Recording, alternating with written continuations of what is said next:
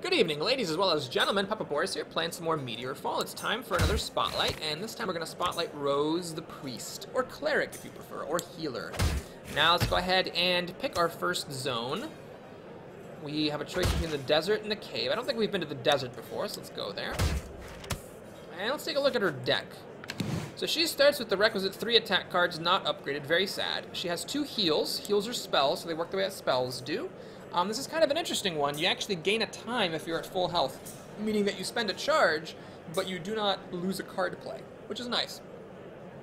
We have 2 meditates, and a meditate 2, same as the wizard.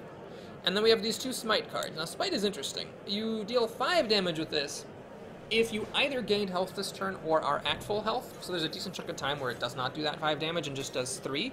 And 3 damage is, a bit weak for a spell. The Fireball spell that mages have, for example, also has 2 slots and deals 4 damage. That being said, if you can do 5 damage half the time, it's on average as good as a Fireball. And it also, depending on your deck, might end up doing 5 damage more than half the time. I don't know what the upgrade rate is for Smite, so if it upgrades slowly, then that might make it worse than Fireball. So the nice thing about Priest is that, with these 2 heal spells, it answers a question that everyone has to start asking themselves after the first boss, which is how am I going to survive? Because through the first encounter deck, you pretty much heal by leveling up, and it's not that big of a deal. But then as your level ups get further and further apart, it becomes kind of a pressing issue of how exactly are you going to make it from one fight to another without skipping so many fights that you don't level up and fall behind. So, that all being said, let's go ahead and start our first run with Rose. So I'm going to actually spend a spell charge here to gain a time, so I can keep going. And I'm going to spend 2 stamina to gain a time. Oh no, I don't get a time because I have to recharge the heal. Whoops. Well, that was kind of sad. I'm at full health. This will deal 5 damage and kill the guy. So early in the game, you don't have to worry about spell charges because you get your spell charges back whenever you level up. So it's not something that really matters at first. Attack, definitely. Now if I get a smite, I'll kill it. So I'll attack again. Alright, I don't have enough stamina to attack a 3rd time, so I am not one-shotting this guy.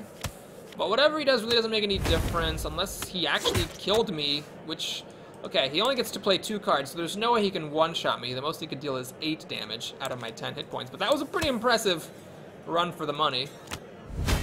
Let's smite him for just 3 damage because I'm not at full health, and then get my charges back and heal to full from my first level up. Alright, so at the first level up you get a choice of 2 cards, which is not super great. We have the extra time once, or this battle stance. The battle stance is kind of interesting because the priest does have some cards that can cycle, so like cycle giving you your time back, so this can be particularly good.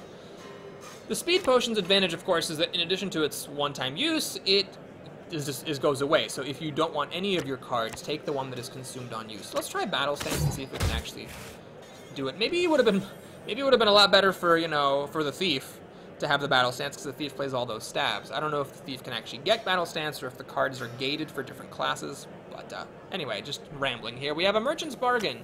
So I can ignore the merchant and continue onward, or I can sell the heal and get 10 gold. That is an interesting one, because heal's kind of an important card. I'm actually going to keep my heal. I would have obviously sold him an attack card, but not a heal card. Okay, so we're at full health, might as well fight a trickster. So at this point, we're going to gain a time for one of these charges. And then smite the bitch for 5 damage. And attack, yeah, because if I get another attack, I'll be able to kill it. Heal. This will give me a time back. Meditate. This is going to restore charges. Yeah, I guess I'll restore charges to smite. It's irrelevant because I'm going to get the charges back when I level up soon enough.